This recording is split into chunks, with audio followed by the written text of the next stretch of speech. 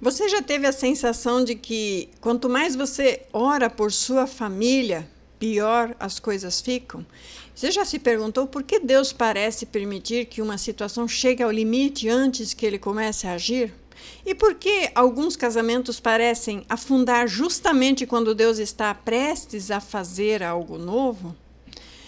Por que algumas famílias passam por um verdadeiro terremoto emocional antes de experimentar a restauração conjugal?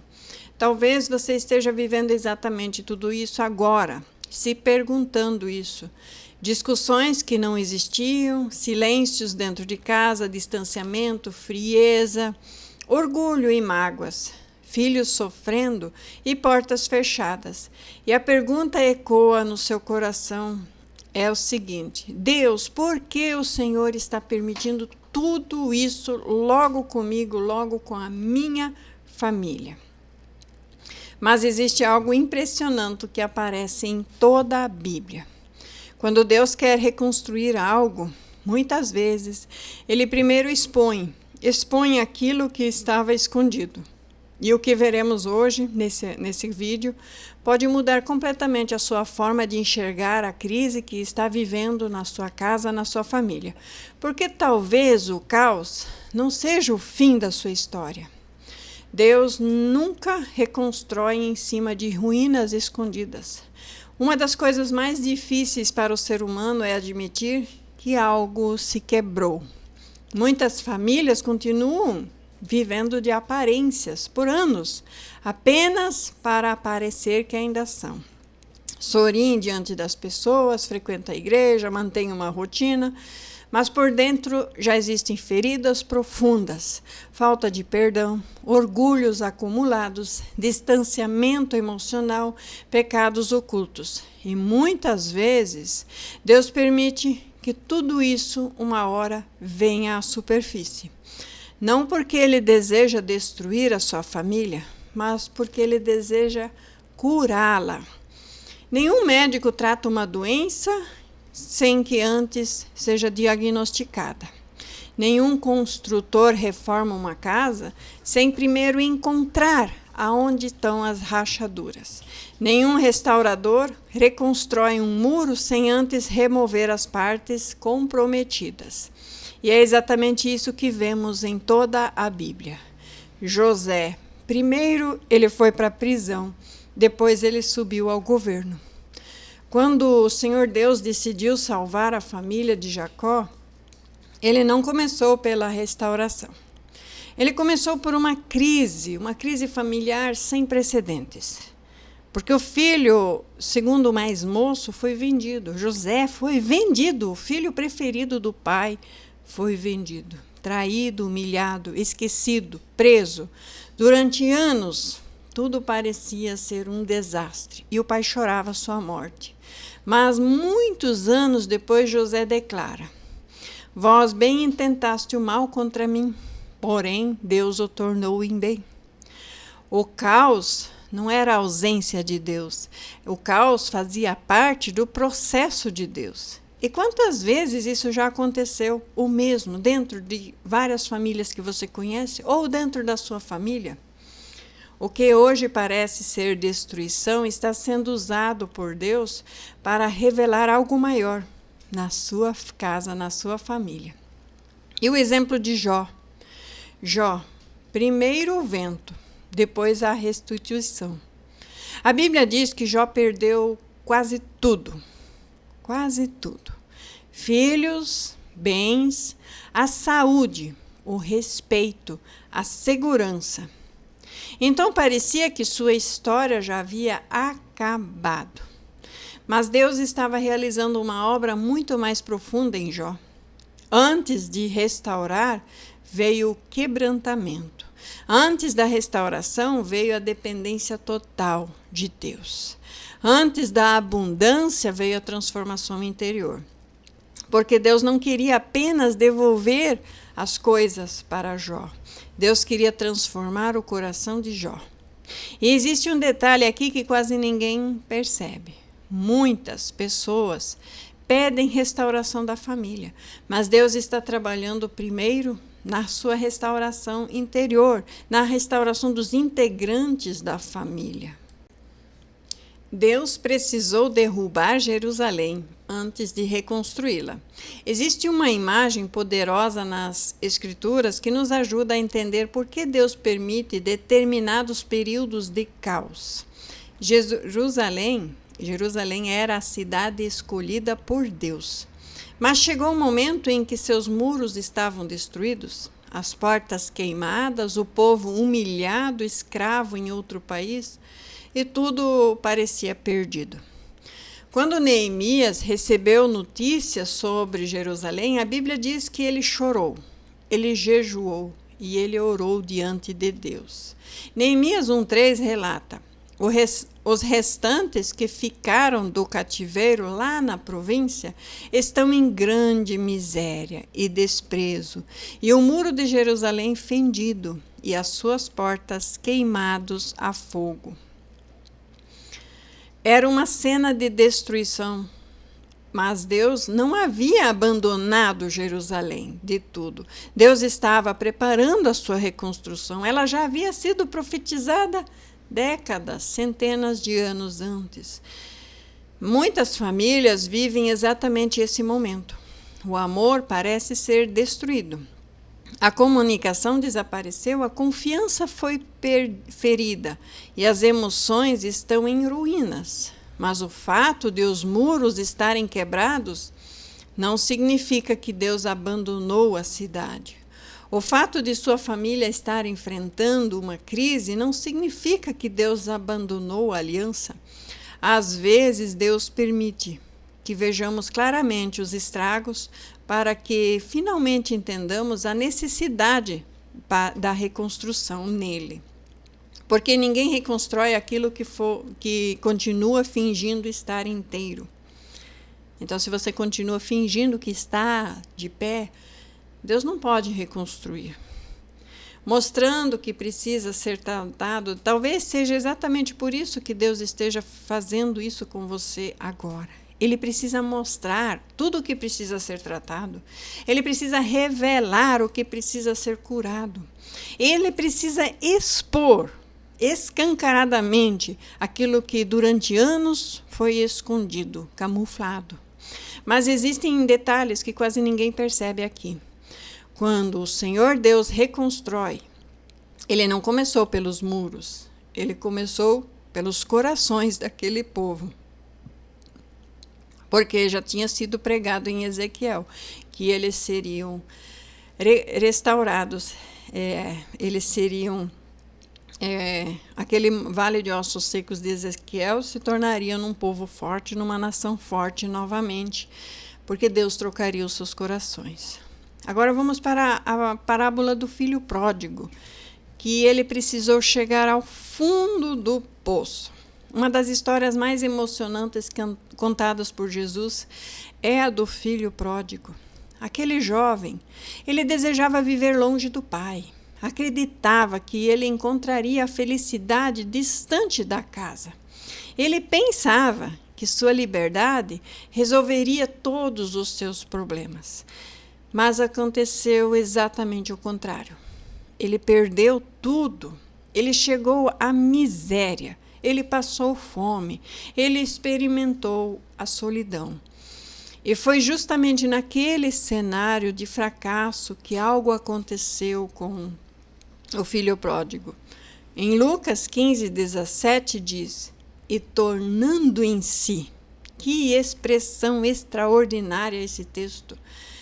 Tornando em si, antes da restauração houve despertamento. Antes do retorno, houve arrependimento. Antes do abraço, houve reconhecimento. E muitas vezes as pessoas querem a restauração, mas não querem o processo que produz a transformação. Querem a volta do cônjuge, mas sem arrependimento. Querem a reconciliação, mas sem mudanças eficazes. Querem a bênção, mas não a santificação. Mas Deus trabalha profundamente, porque Ele não deseja apenas reunir pessoas novamente. Ele deseja transformar corações. E talvez algumas situações que hoje pareçam um caos sejam justamente os cenários onde Deus está produzindo esse despertamento. Deus trabalha primeiro no invisível, sim. Vivemos em uma geração que valoriza apenas aquilo que consegue enxergar. Mas Deus frequentemente trabalha no invisível antes de manifestar algo no visível. A semente, ela precisa crescer debaixo da terra. A raiz se fortalece antes dos frutos aparecerem. E o bebê que se desenvolve em secreto, antes do nascimento, antes do mundo ver essa pessoa que vai nascer. Dessa mesma forma, Deus muitas vezes trabalha em silêncio no processo de restauração. Você ora, mas não vê mudanças. Jejua, mas não vê resultados. Você clama, mas não percebe respostas. Então conclui que Deus não está fazendo nada. Mas a Bíblia, ela revela que um Deus que trabalha mesmo quando ninguém consegue enxergar. Em Isaías 64:4 nos declara: nem com os ouvidos se ouviu, nem com os olhos se viu um Deus além de ti, que trabalha para aqueles que nele esperam. Que promessa extraordinária! Deus trabalha para aqueles que nele esperam, mesmo quando você não vê, mesmo quando você não entende, mesmo quando tudo parece estar parado. A primeira aliança é o propósito de Deus. E é nesse ponto que precisamos voltar no casamento, porque o casamento não nasceu no coração do homem, nasceu do coração de Deus.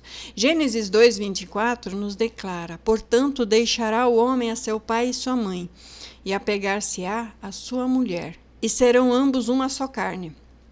Jesus reafirmou esse princípio. Em Mateus 19:6, ele disse: assim não são mais dois, mas uma só carne. Portanto, o que Deus ajuntou, não o separe o homem. Observe algo muito importante aqui.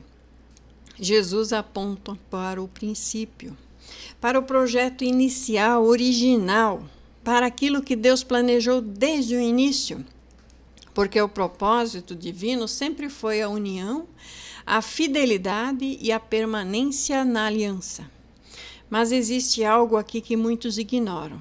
A restauração de uma aliança quase sempre exige reconstrução individual, porque foi permitido pensamentos humanos de que pode separar, pensamentos humanos de que Deus vai ter outra pessoa, pensamentos humanos e Deus precisa restaurar toda a base mental e espiritual no seu coração.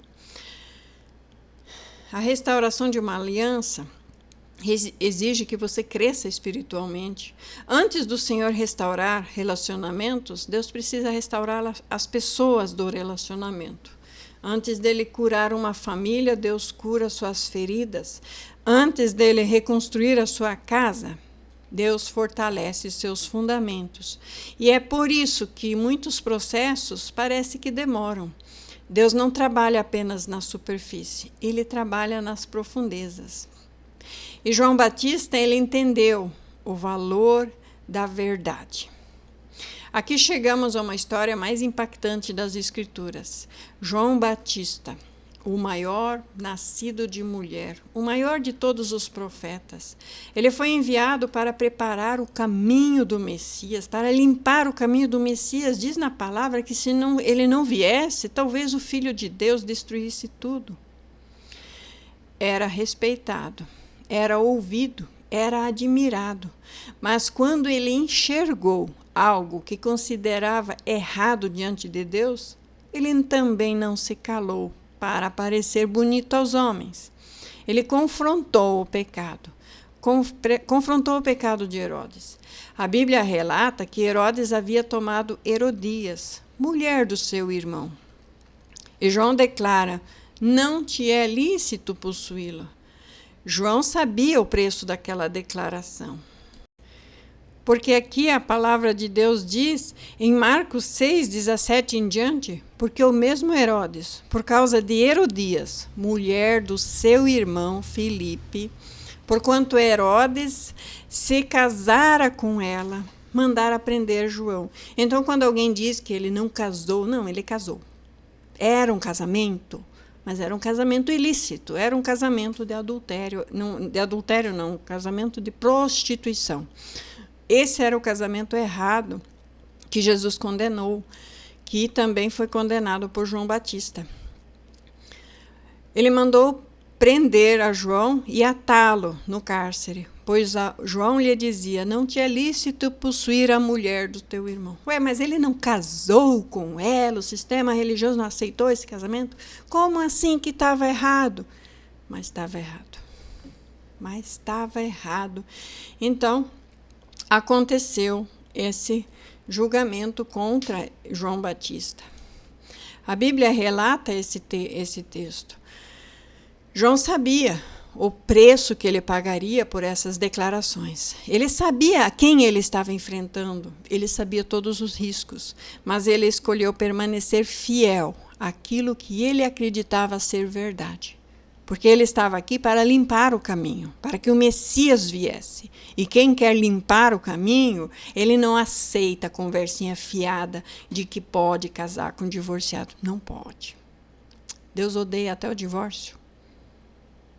A permissão de divórcio é para quem tem coração de pedra. E coração de pedra não é crente. Nunca foi e nem vai ser. Uma pessoa que tem coração de pedra é um narcisista, maldoso, daqueles piores que a gente fala assim, larga dessa pessoa que ele vai te matar. Mas João escolheu ser fiel à verdade. Depois ele foi preso. E por último ele foi decapitado. E o que aprendemos com essa lição?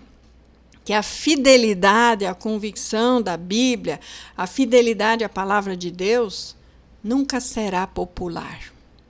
Nenhuma religião, nenhuma igreja vai aceitar a palavra de Deus, ela será sempre, não, fica lá do lado de fora. Como diz lá no livro de Apocalipse, numa das igrejas lá, Cristo estava de fora, batendo na porta. Mas eles não querem a verdade.